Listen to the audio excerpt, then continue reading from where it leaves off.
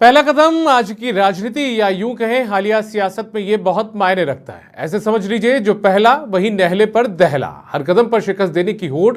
पर क्या ये चुनावों में दिए जाने वाले टिकट पर भी फिट बैठता है? इस प्रश्न के साथ मैं दीपक व्यास स्वागत करता हूं आपका प्रश्नकाल में। एक तरफ बीजेपी ने प्रत्याशियों की पहली लिस्ट जारी कर कांग्रेस पर बढ़त ले ली है, दूसरी तरफ कांग्रेस में सितंबर एंड तक का वादा ही रह गया और अक्टूबर भी आधा बीतने के बाद ही लिस्ट आने के संकेत दे दिए हैं। तो क्या टिकट घोषणा की टक्कर में बीजेपी ने बाजी मार ली है या फिर कांग्रेस स्ट्रेटेजिक खेल गई है? आज चर्चा इसी पर करेंगे, लेकिन पहले सुन लीजिए क्या कहा है सीएम गहलोत ने टिकटों को लेकर।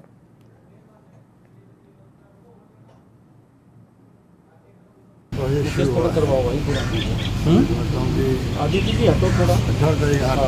करते हैं कि सीसी पहले शुरू होगी तब फिर बता पाएंगे आपको कि फाइनल कब होगा।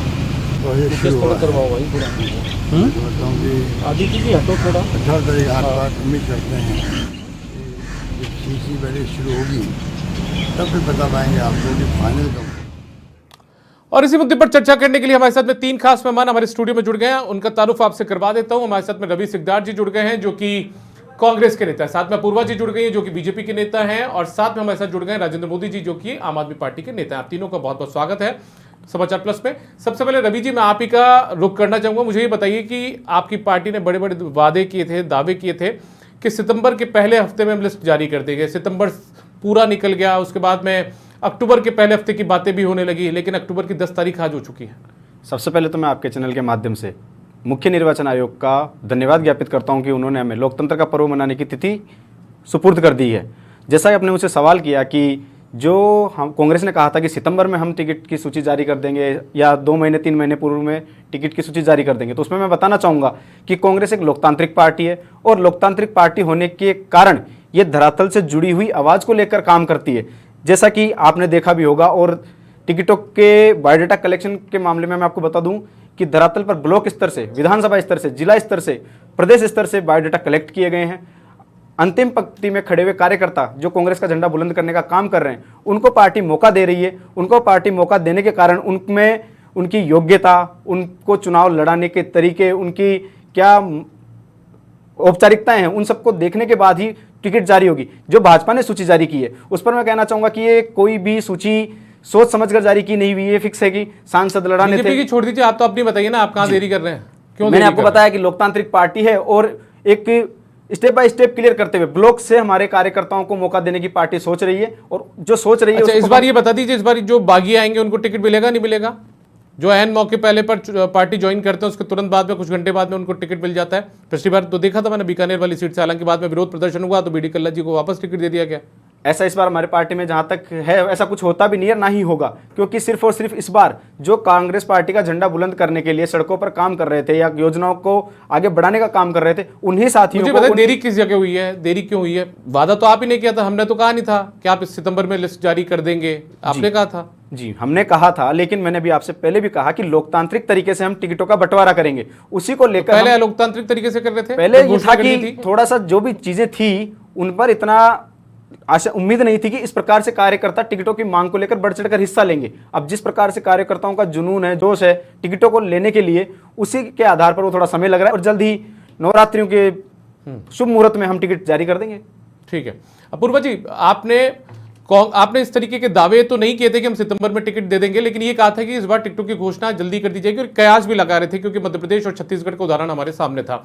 इसी तरीके से सांसदों को लेकर भी लग रहा था। आपको लगता है कि बीजेपी ने क्या बाजी मारी है टिकटों की घोषणा पहले करके? जी बिल्कुल, निश्चित रूप से मारी है, क्योंकि आप देखिए इन्होंने सितंबर फर्स्ट वीक का वादा किया था कांग्रेस ने, मगर 1.5 महीने बीत चुके हैं और आज भी कोई आसार नहीं है। अभी तक तो इनकी स्क्रीनिंग कमेटी की फाइनल बैठक भी नहीं हुई है और ना ही टिकट।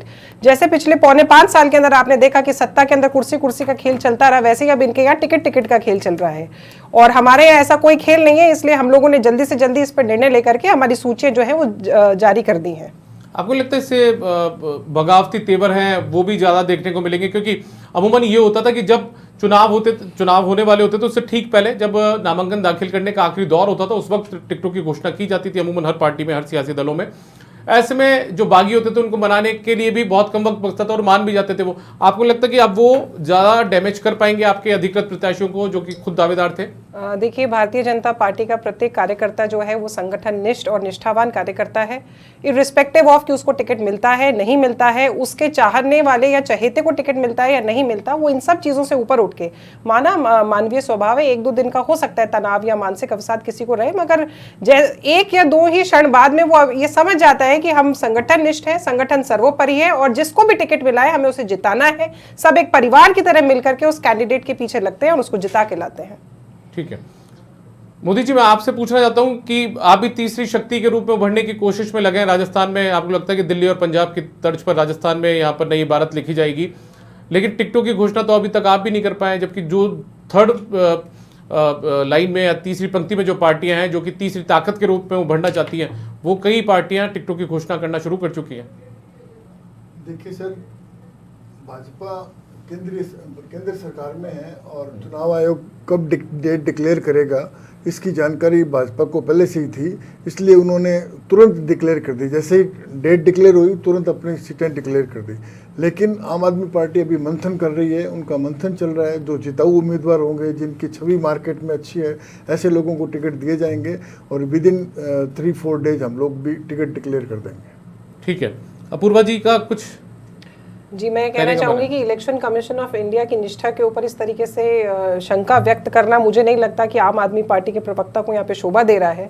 और जहाँ तक की बात रही मंथन की, तो ये मंथन तो बहुत पिछले 1.5-2 सालों से इनकी पार्टी यहाँ पे एक्टिव है, अभी तक मंथन ही कर रहे हैं। तो फिर आगे चिंतन कब करेंगे और उसके बाद में ग्राउंड लेवल पर रिपोर्ट कब देंगे? उसकी तो जी, तो गौरव गोगोई है, कांग्रेस के नेता है, इनकी एक कमेटी बनी, उसके चेयरमैन भी, उन्होंने भी आज दिल्ली में सवाल खड़े किए हैं इस बात को लेकर, तो चुनाव आयोग की निष्पक्षता को लेकर। तो अब देखिए, वो कहते हैं ना, beauty lies in the I of the beholder, जिसके नजर के ऊपर जैसा चश्मा लगा होता है उसको लोग वैसे ही दिखते हैं। बाकी ECI election commission of India के ऊपर इस तरीके से संदेह करना या उनकी निष्ठा को दाव पर लगाना मुझे नहीं लगता कि हमारे लोकतांत्रिक व्यवस्था के अंदर कहीं से भी आचार संहिता लगने के तुरंत बाद ही सूची का आना भी ये दर्शाता है कि कहीं ना कहीं कुछ ना कुछ तो लीक है, जो उसी के कारण हम मुख्य निर्वाचन आयोग के आदेश का सम्मान करते हैं, लेकिन कहीं ना कहीं ऐसी कोई ना कोई बात तो जरूर है कि तुरंत तिथि आने के तुरंत बाद सूची का आना। और बात कर रहे थे जैसे भाजपा के प्रवक्ता जी की विपक्ष का ये वो, तो मैं आपको बताना चाहूंगा कि पौने 5 साल कांग्रेस सरकार ने जिस मुस्तैदी के साथ, जिस जन कल्याणकारी नीतियां और के साथ काम किया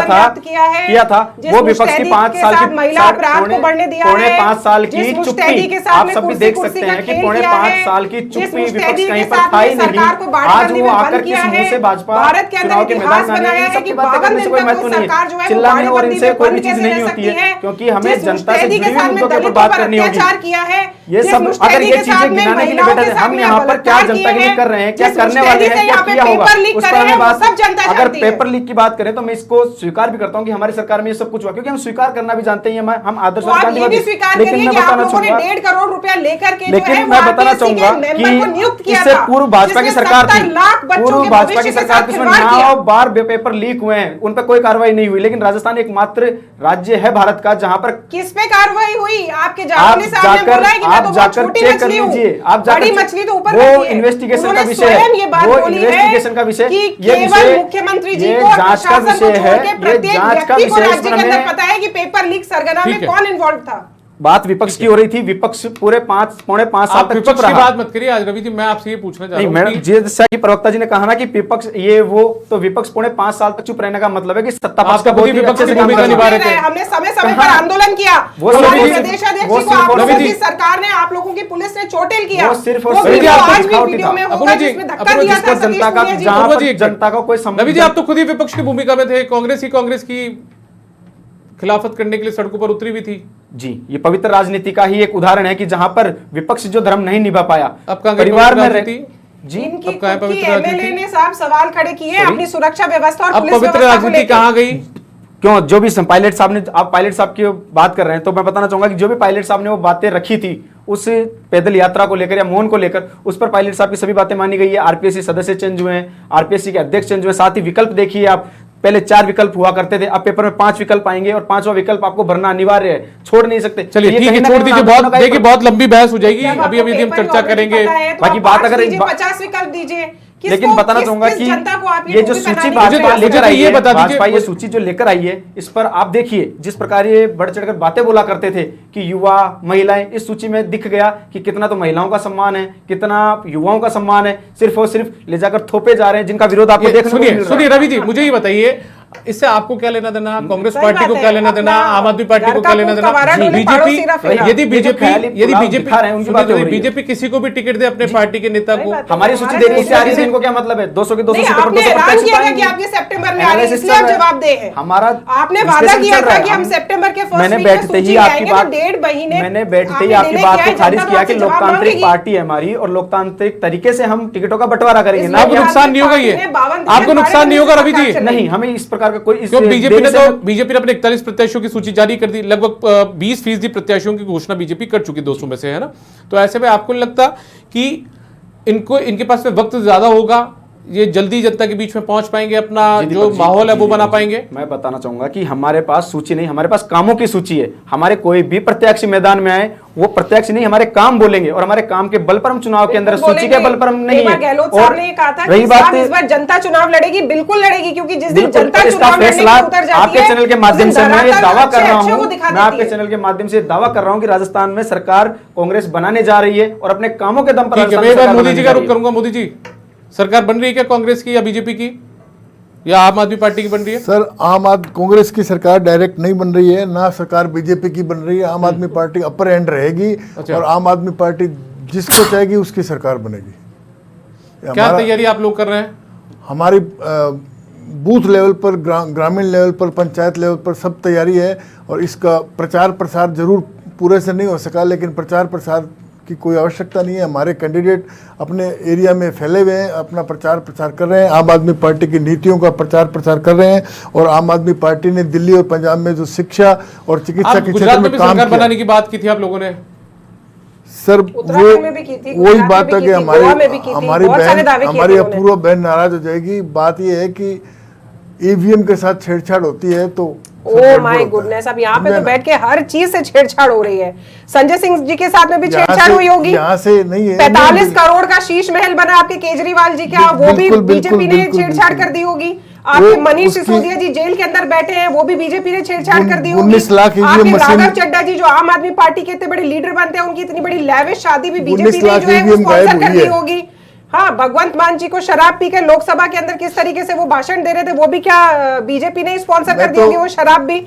अगर आम आदमी पार्टी ऐसी ही है तो मैं कहती हूँ भारत का हर आदमी आम आदमी पार्टी का आम आदमी मेरे को बन तो जाए। जब आप अगर इतनी बोलते हैं तो मैं संपन्नता आम बोलता आदमी नहीं, पार्टी मैं- में आती है, आप आप शराब हमारे- घोटाले बताइए, आप शराब घोटालों अपूर्व के जी, उनकी बात जवाब भी एक दीजिए, बार शीश सुन महल पर लीजिए। दीजिए। जी बोलिए, क्या बोलना चाह रहे मोदी जी आप? मैं तो यही कह रहा हूँ सर, शिक्षा और चिकित्सा के क्षेत्र में आम आदमी पार्टी ने जो काम दिल्ली और पंजाब में किया है उससे जनता प्रभावित है और राजस्थान में पहले कोई विकल्प नहीं था, अब उनको विकल्प मिला है राजस्थान की जनता को और राजस्थान की जनता। चलिए, मान लीजिए शिक्षा और चिकित्सा के क्षेत्र में आप लोगों ने काम किया, लेकिन शराब के क्षेत्र को लेकर सवाल भी उठ रहे हैं। नहीं, शिक्षा में भी 326 करोड़ का फ्रॉड पकड़ा गया। इन्होंने सवाल टॉयलेट्स उठ को जो रहे है वो हैं स्कूल तो रेस उनकी दिखा दिया जांच था। भी हो वो रही भी बात खत्म नहीं होनी है। चाहिए। जांच आपके सामने, जांच जब आएगी सामने, रिजल्ट सामने आ जाएगा। ये किसी भी व्यक्ति का जो है ना प्रभाव में आकर ठीक के है। किया हुआ कदम है। ठीक है, अपूर्व जी मुझे ये बता दीजिए, ठीक है आप लोगों ने बाजी मार ली, टिकटों की घोषणा कर दी, लेकिन उसके नहीं है दीपक जी, टिकट बंटवारा क्या आप भी जनता को डेढ़ इससे क्या महीने मतलब पहले है? जनता को उससे क्या आप भी मतलब डेढ़ है? महीने, तो फिर आपने दावा क्यों किया था कि आप सितंबर को करेंगे? आपने इसलिए किया था क्योंकि आपको भी लगता था बाजी मार लेंगे, पर आपकी अपनी राजनीति अपूर्व क्यों ज्यादा है? अपूर्व जी, डैमेज कंट्रोल कैसे करेंगे आप? राजपाल सिंह शेखावत सरीखे जो नेता उनका टिकट कट गया, जीएसटी काउंसिल में राजस्थान का प्रतिनिधित्व करते थे जो नेता, उनका टिकट कट गया। नरपत सिंह राजवी भैरू सिंह शेखावत के दामाद हैं, इतने वक्त से विधायक थे, जयपुर से, विद्याधर नगर से, पहले चित्तौड़ से रहे हुए हैं, उनका टिकट कट गया। आपने कई जो दिग्गज थे उनके टिकट काट भी दिए, तो ऐसे में वो क्या आपको डैमेज नहीं करेंगे? क्योंकि रुझान देखिए बीजेपी कार्यालय के बाहर आना शुरू हो चुके हैं, किशनगढ़ में विकास चौधरी की आंखों से आंसू निकल चुके हैं। देखिए, मैंने आपको एक बात अभी से पहले भी कही थी कि भारतीय जनता पार्टी का प्रत्येक व्यक्ति, प्रत्येक कार्यकर्ता, चाहे वो किसी भी पद पर हो, कितना भी बड़ा नेता हो, वो एक संगठन निष्ठ जो है वो कार्यकर्ता होता है। मानवीय स्वभाव है, साइकोलॉजिकल होता है ऐसा कभी कभी कि आपको एक्सपेक्टेड होता है, नहीं मिलता। आप एक दो क्षण के लिए हो सकता है आप उन्माद में जाएं, आप अवसाद में जाएं, मगर आप तीसरा ही क्षण अपने आप को संभाल लेते हैं और वापस से पार्टी के साथ में संगठननिष्ठ कार्यकर्ता की तरह, जाबाज सिपाही की तरह डट जाते हैं पार्टी को जिताने के लिए और जन कल्याणकारी राजस्थान के अंदर सरकार को बनाने के लिए। ऐसा अपूर्वा जी पिछली बार भी हुआ था, बहुत सारे लोग लेकिन टिकट नहीं मिलने की वजह से छोड़कर भी चले गए थे पार्टी। राजकुमार रेड्डा उसका बड़ा उदाहरण थे, मंत्री थे आपकी सरकार में, फिर वो छोड़ के चले गए थे। वो इनको याद नहीं है, इनको सिर्फ निष्ठा दिख रही है जो सिर्फ नहीं, एक मिनट, ठीक है, छोड़ के चले गए थे, मगर आप देखिए कि भारतीय जनता पार्टी का जो प्रेडिक्शन था कि साहब इतनी सीटें आएंगी, हमने उनसे ज्यादा सीटें प्राप्त की थी। आप इस चीज को भी देखिए, डैमेज कंट्रोल नाम की कोई चीज नहीं है, क्योंकि जनता जब भारतीय जनता पार्टी को या कमल के निशान को चुनती है या वोट देती है तो उनकी जन कल्याणकारी नीतियों की वजह से, उनकी जनता के साथ जो जुड़ाव है उसकी वजह से। आपको ये तो लगता है कि चाहे प्रत्याशी किसी को भी आप बना दें, प्रधानमंत्री मोदी के चेहरे पर कमल के फूल पर और जिस तरीके से राजस्थान की जो रिवाज वेलफेयर ओरिएंटेड पॉलिसीज जो केंद्र में प्रधानमंत्री मोदी की बात कर सकते हो, हिमाचल में भी दिख गया, और राजस्थान के रिवाज, तीनों की वजह से कमल का फूल, बिल्कुल, और राजस्थान का जो रिवाज है बात यहाँ नहीं छेड़े रवि जी, मैं कर्नाटक भी दिख गया, हिमाचल भी दिख गया कि आप बात आप जन कल्याणकारी योजनाओं की करते हैं कि स्लॉटर ऑफ काउज अलाउ करना शुरू कर दिया आपने। वहां पे जितने भी हमारे वीरता सेनानी थे, जो स्वतंत्रता सेनानी, उनका आपने पाठ्यक्रम में से आपने एपिसोड हटा दिया। कन्वर्जन लॉ जो वहां पे रिलीजन बना हुआ है, आप उसको रिपील करने जा रहे हैं। आप कर्नाटक के अंदर क्या आप जब आपके सामने कुछ और नहीं होता है तो आप ये सब बातें रखने, नहीं तो ज्यादा अच्छा रहेगा। बोलने के लिए कुछ नहीं होता, जहां पर आपको मुंह की खा के आप ये बताइए कर्नाटक में ऐसा नहीं हुआ, और कर्नाटक के अंदर vote share Bharatiya Janata party का बड़ा था, आप इस चीज को जानते हैं और अच्छे तरीके से मानते हैं। जन कल्याणकारी योजना की बात करते हैं तो इतना मुझे तो ये समझ नहीं आ रहा है कि गहलोत साहब के सामने प्रधानमंत्री मोदी जी क्यों आ रहे हैं बार बार, क्यों उनको लगता है कि राजस्थान में भारत के प्रधानमंत्री है, आपको उनके आने में भी दिक्कत होगी? आने से दिक्कत नहीं है, आने से बोखलाहट दिख रही है, तड़पड़ाहट दिख रहा है भाजपा का कि पूरा कैबिनेट एक मुख्यमंत्री के सामने खड़े। जिस डिबेट में जाइए कांग्रेस वाले कहते हैं प्रधानमंत्री जी क्यों आने, प्रधानमंत्री जी आइए, स्वागत करते हैं, हम तो खुले मन से स्वागत करते हैं, लेकिन आकर जनता को देकर क्या जा रहे हैं? पूरे विश्व के इतने लोकप्रिय लीडर हैं, वो राजस्थान में आ रहे हैं, राजस्थान की जनता को कैपिटल इन्वेस्टमेंट का जो है वो सौगात देकर जा रहे हैं। 7,200 करोड़ देकर गए, 5,000 करोड़ होती है इनकी। आप मुझे ये बताइए, आपकी सरकार ने कितना कैपिटल इन्वेस्टमेंट किया? राजस्थान को 41% कर्जे में लाकर के खड़ा कर दिया। आप बात कर रहे हैं कि इतना कुछ तो हमें इतना बहस आपने फ्रीबीज पर बहुत आने वाले 3 दिसंबर ये दिखाई देगा कि तो आज राजस्थान का प्रत्येक युवा जो है वो अपने पैरों पर खड़ा होता है, उसको ये फ्रीबीज की जगह राजस्थान भारत में नहीं आता है। 2 करोड़ नौकरियां प्रतिवर्ष कहाँ है? राजस्थान को भारत के बाहर नहीं है। भारत के अंदर इतना इंफ्रास्ट्रक्चर डेवलपमेंट हुआ कि आपको नहीं पता कि जब कैपिटल नौकरियां कहाँ हैं? जब लेबर फोर्स का पॉजिटिव इंपैक्ट, आपकी स्मृति ईरानी उछल कर आया करती थी और बात कर रही थी सिलेंडर के 1160 रुपए। आपको ये पता होना चाहिए कि अगर 1 रुपया एक गरीब के पास जाता है तो वो 4 रुपए बनता है, और अगर अमीर के पास जाता है तो 1 रुपया। आप इकोनॉमिक्स पढ़कर आइए, फिर यहाँ बात करिए। आप मुझे बताइए कैपिटल इन्वेस्टमेंट बताइए ना, आप मुझे बता दीजिए, आप कांग्रेस के प्रवक्ता है, बताइए कितना कैपिटल इन्वेस्टमेंट आपके रूप में आपके सामने बैठा हूं और आपको आपका आईना दिखा रहा हूं कि आप किस प्रकार से जनता को प्रगलाने का काम कर रहे हैं। सूचियां ना हमारे लिए कोई बड़ी बात नहीं है। आने वाला समय वो तो आने वाली 3 दिसंबर तय कर देगी क्या है और क्या नहीं। इतना हमें 23 नवंबर एक बहुत अच्छी तिथि घोषित हुई है, देवउठनी शक्तियां सो जाएंगी, निकल जाएंगी, और देवता तुल्य जो जनता है, जनता जनार्दन है, वो जाग करके जीत जाएगी और आपको अपने घर बैठाने का काम बहुत अच्छे से करेगी।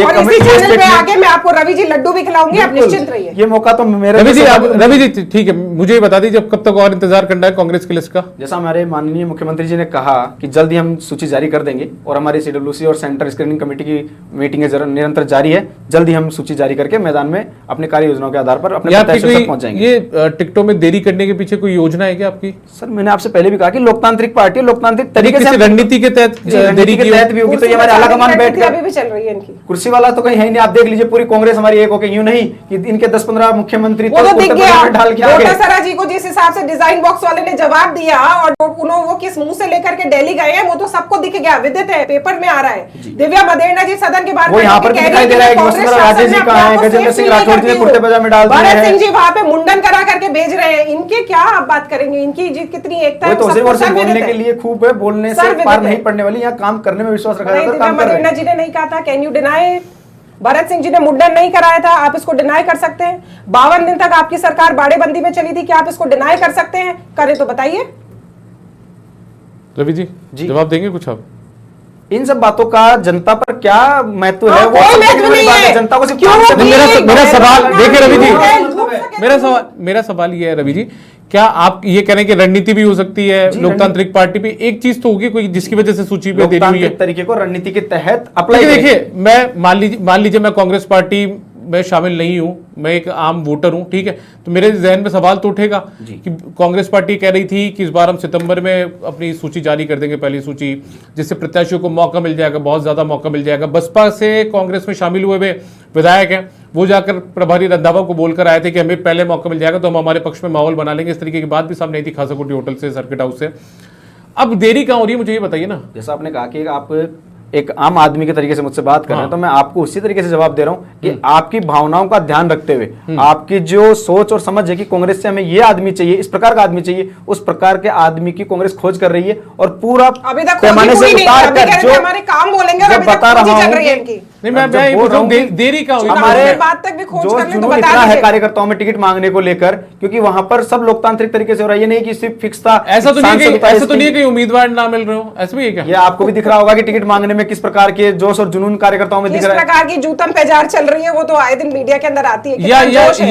या रवि जी, खेमेबंदी बहुत ज्यादा है कि इस सीट पर एक ही मतलब अलग अलग नेता जो है वो अपने अपने प्रत्याशियों को टिकट दिलाना चाहते हो, समर्थकों को टिकट दिलाना चाहते हो।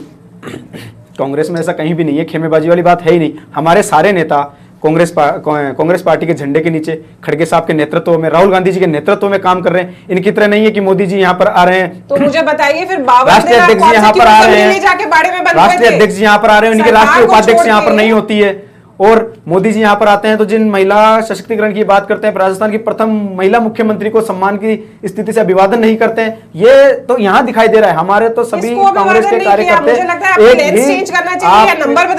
हमारे बहुत अच्छे से हैं और हम सब कुछ देख रहे हैं, जनता देख रही है। तो जनता ही ने ये भी देखा कि जो मुख्यमंत्री महोदय आपके पैरों पर खड़े नहीं हुए, वो कैसे राहुल गांधी को देखते ही फ्रैक्चर्ड लेग्स के साथ में खड़े हो जाते हैं। जनता ये भी देख रही है, जनता ये समाचार भी देख रही है। 3 दिसंबर को करेगी, जैसा मैंने पहले भी कहा था कि 3 दिसंबर को आपको इसका रिजल्ट मिल जाएगा। अगर कांग्रेस पार्टी को फॉर्च्यूनर में भर के आने लायक भी अगर विधानसभा में जगह मिल जाए ना, तो बलिहारी मानिएगा जनता की। वो समय तय कर देगा, समय बता देगा, जनता का आशीर्वाद। ठीक है, मोदी जी आप बताइए, क्या कुछ आपको लगता है राजस्थान की राजनीति के सिनेरियो में फिलहाल?